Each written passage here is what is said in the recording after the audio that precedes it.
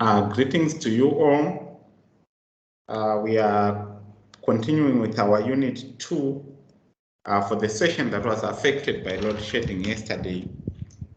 So I will pre-record this session for those that may want to listen and follow up on it. You are also encouraged to use the discussion forum so that we will also be able to answer questions.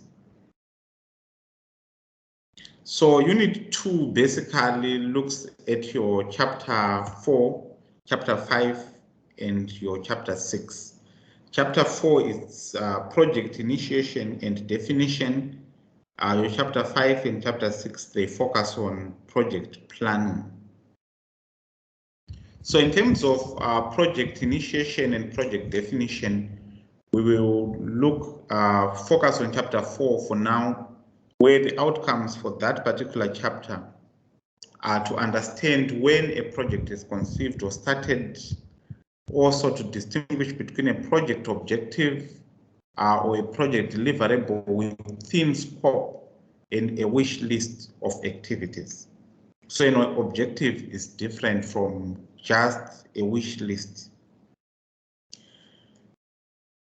Then you also ought to know and understand all relevant terminology that applies to project definition, comprehend the importance of documenting project scope, and also to be able to draw up a WBSS, which is a work breakdown structure.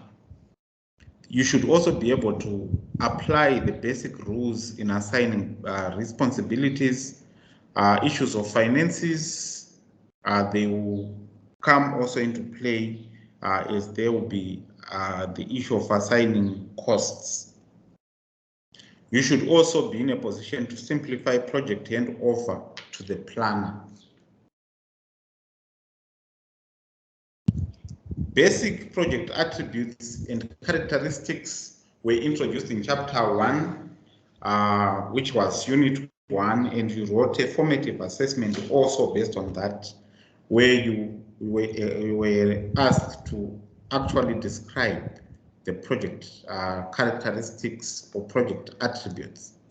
These attributes are resource intensive. They are also temporary, planned, unique endeavors that are used to create a product or service or outcome within a specified time frame and budget. There must be an identifiable customer who will benefit from the realization of the project deliverables, since they provide a budget to be spent in completing the project. These are some of the characteristics that you also gave in your formative assessment 1. Projects must have a definitive starting date and also a definitive finishing date, which makes efficient time management possible, and it's also important at each phase of the project. By definition, project initiation is the very first action to be taken to improve the chances of successful projects being completed. This step is this action is very important, or it is very crucial.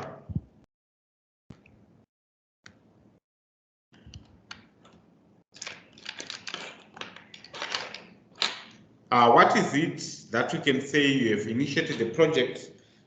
To initiate a project is to determine the project requirements in some detail, to demonstrate the solution approaches, and justify the decision to proceed with the project. Project processes, requirements, and success rates are uncertain at the initiation stage. Hence, the initiation stage can help prevent early cancellations of projects.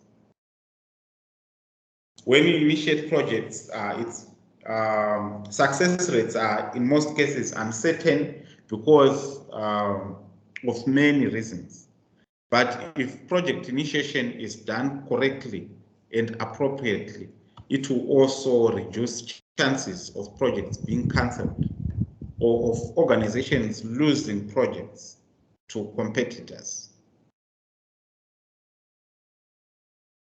Project initiation is done by clarifying enough project detail, by having discussions, negotiations with all relevant stakeholders, and documenting decisions made during the planning meetings from the kick-off of the project and to be referred to during the implementation phases.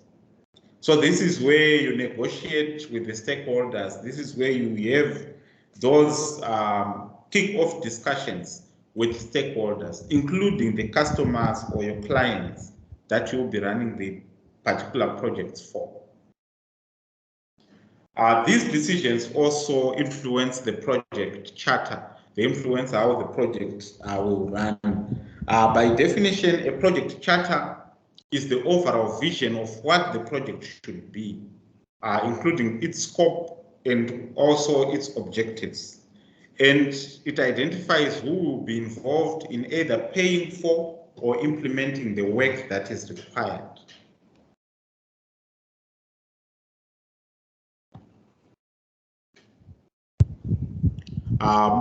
Project commissioning, that is if it's from an external customer or from external customers, just for you to see what is on the slide since it's closed. External customers originate from outside the project manager's own organization. So if you are managing a project for parties or for stakeholders outside of your organization, those we refer to them as external customers. And they can be part of the private, they can be part of a public, or even for a non-profit sector of the global economy. These may ask for proposal bids from project management or from organizations that actually run projects for them by explaining what they need in a request for proposal document. So governments, the private sector, non-profit organizations, they can actually ask for bids from other organizations that can run project management for them. So when a request for proposals, which we will commonly refer to as RFP, is advertised publicly in the media or on the internet or on whatever platform, the organization or those organizations that are willing to manage projects for others will respond by competing against other organizations for the customers' projects. And their funds also are involved. So normally if there's a project, we see organizations calling for bids, and those organizations that want to run such organizations, obviously at a profit, not at a loss, they will then compete for those bids. But this happens after that organization that has a project that needs to be run calls for or requests for proposals.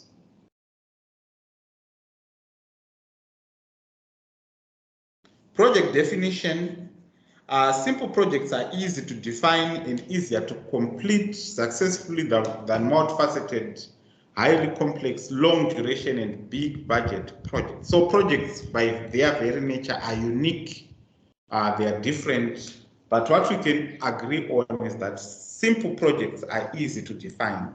They are also easy to complete as compared to those highly complex projects that may take a longer time or that may require a very big budget. Managing the construction of one hydroponics facility is surely much simpler than managing the construction of 10 of such facilities. And managing many suppliers and builders on site becomes more complicated in practice, which in turn leads to more opportunities for project management mistakes. And in project management, we should avoid and reduce those project management mistakes. Hence, we say it is easier to manage simple projects than highly complex ones. But if you find yourself in a situation where you need to be managing a highly complex project, you still need to know that it's not a passport to make mistakes. Project management mistakes will still need to be minimized, they will still need to be eliminated. During the definition phase, a scarcity of skills of project team members or managerial skills may already be detected. So this may already be detected, and this can easily also be solved. And normally this is looked at from both parties. Those that want to run projects, or your customers and organizations that are willing and competing to run such projects, they can actually detect whether those ones that want to manage such projects have the skills or they lack such skills. They are going to be outsourcing, or they are going to be doing trial and error. So in the project proposals, you can actually see who have the skills and who does not have the skills. What is involved in project definition? Obviously, clarifying the project objective, what needs to be done, the scope of the project schedule with clear deadlines, and also setting and achieving milestones. When will we say something has been done? When will we say we have achieved something in a project? Then we'll also look at the cost of the project, or project costs, and the budget.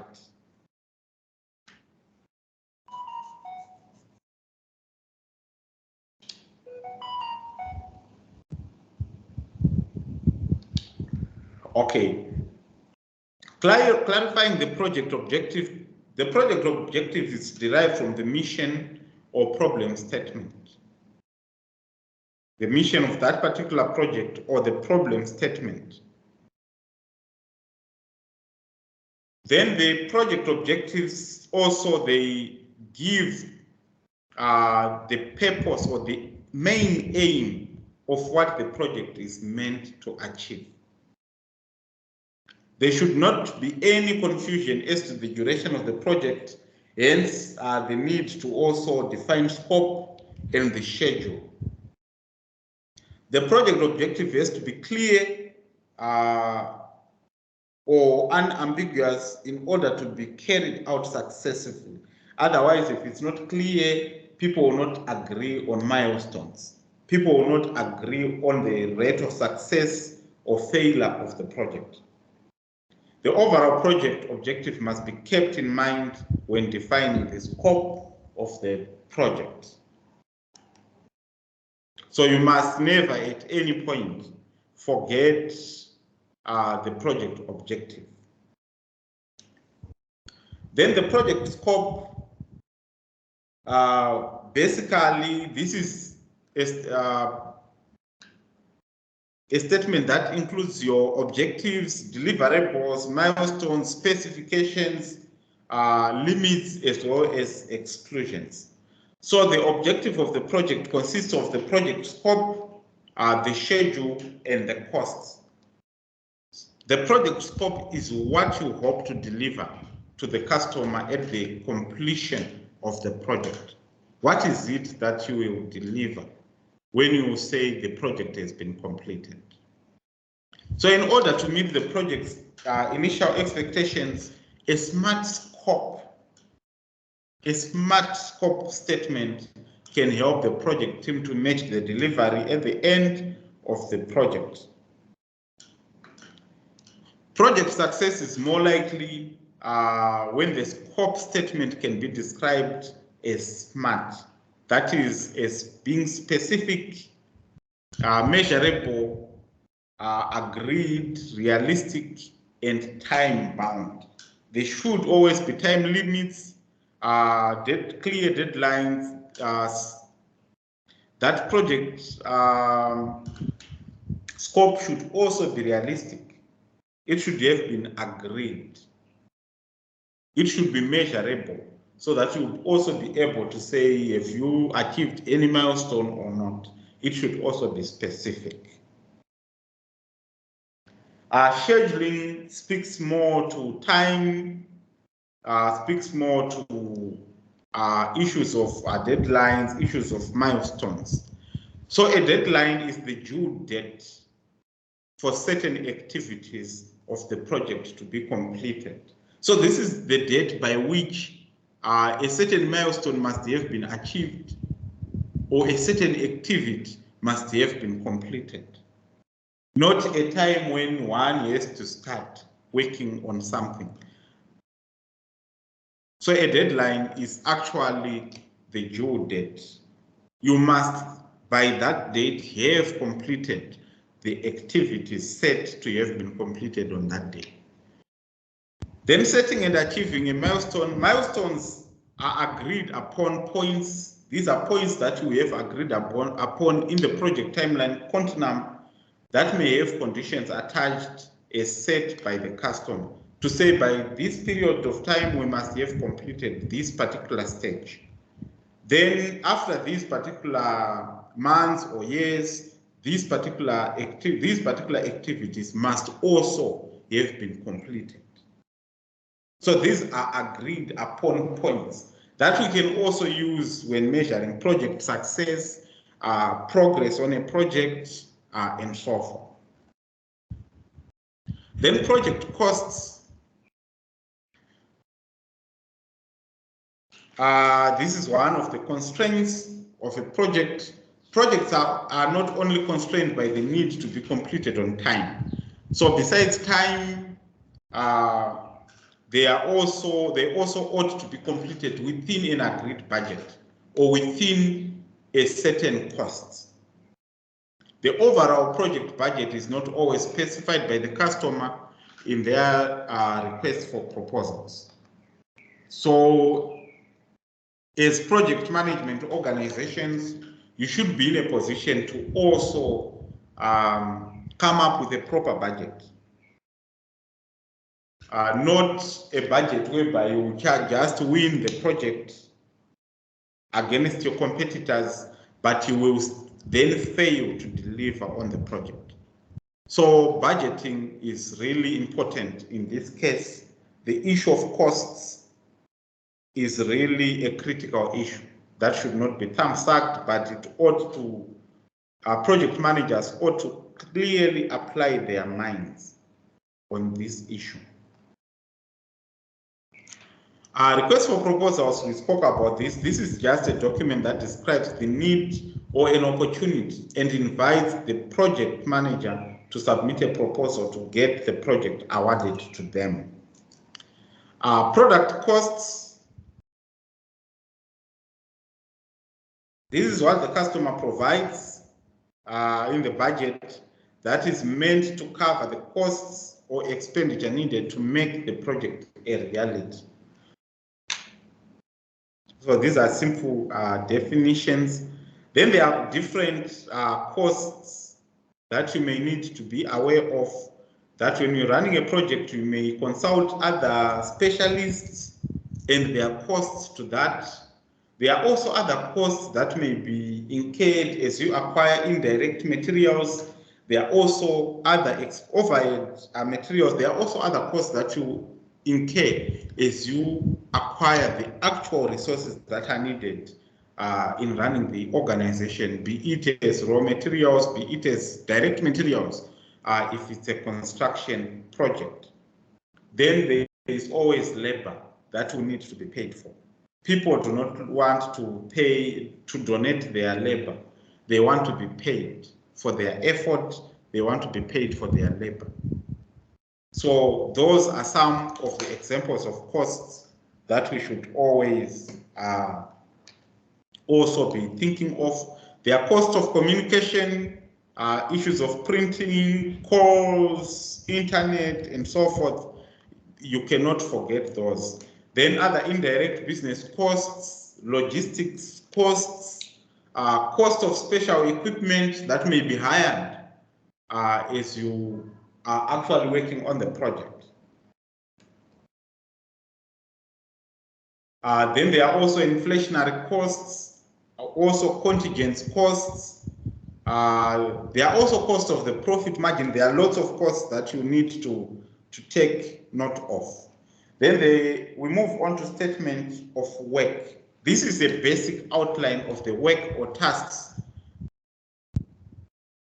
The basic outline of the work or tasks that the project management contractor is supposed to perform for the customer. What you are supposed to perform for the customer.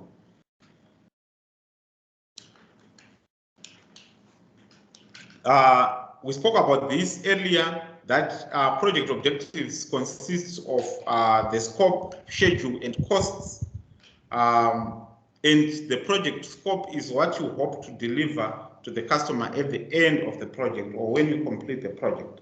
So in order to understand how the statement of work is different from the scope statement, you have to remember that the request for proposal, that at the request of proposal stage, what actually starts is the project definition process. During that stage, the customer issues a statement of work. During the request for proposal stage, the customer issues statement of work, and that SOW actually outlines the work or tasks that the project management contractor is supposed to perform for the customer. So you then know what you are supposed to perform for the customer. Then there is also what is known as work breakdown structures. This is an organized way to list all deliverables that need to be completed in order to achieve the project scope within a budget. These work breakdown structures are very useful to managers or to project managers, as they provide an overall view of what the project entails. They also help to define the tasks and assign the people that will be responsible for such tasks. They also help you to identify a reporting structure to facilitate communication. They also form a starting point for budgeting. The work breakdown structures. They form that starting point for budgeting. And they help you to manage personnel in the organization. They also form a foundation to track project milestones. And they provide some insight for preliminary risk identification. This is an example of work breakdown structures with different levels in the organization.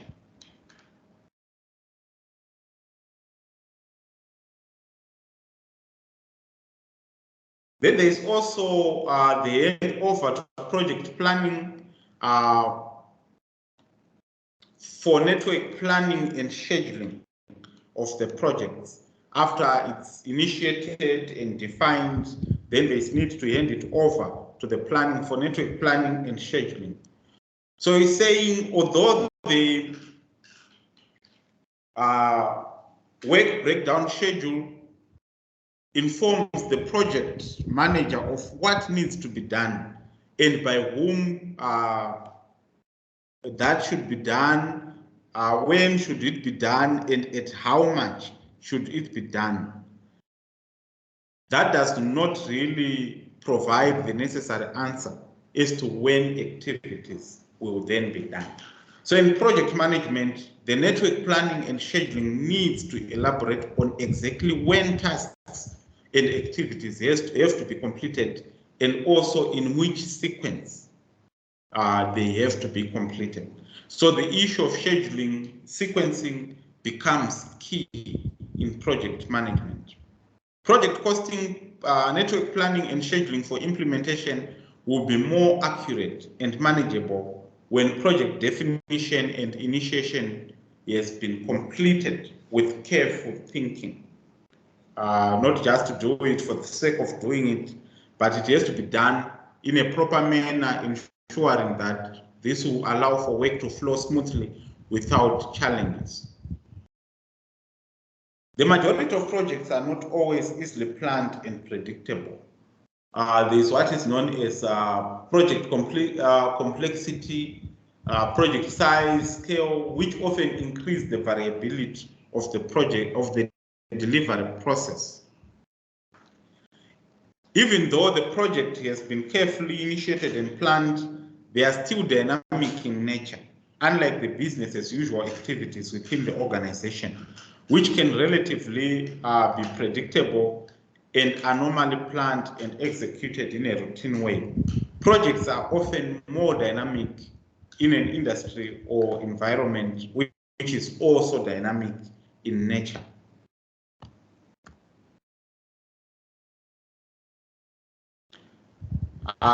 Issues of technology that is now also used in project management and issues of change, they should also be taken into account. Then there are also strategies that may be used in dynamic project management, your staged releases, multiple approaches to identify the appropriate direction, you can also alternate project controls, you can use suitable project culture, different communication styles, different leadership styles, flexibility of team members, or versatility of team members. But you should also know that there are also challenges in managing dynamic projects, which were summarized in table 4.3 for you, and you should actually go through it. So as a way of summary, defining a formal project objective will delineate the scope of the project right from the start to prevent scope creep when the customer adds a wish list of deliverables to be realized. Since a project must be completed according to the scope, on time and within the budget, the customer expectations can be managed through the various project phases when work breakdown structure is drawn up. Because a work breakdown structure can have between 1 and 6 levels, basic rules must be applied in assigning responsibilities. So this is our chapter 4. In terms of project planning, chapter 5 and chapter 6, please go through the slides and allow me to attend to questions for those chapters online on our electronic learning platform so that we can answer questions relating to project planning. Thank you.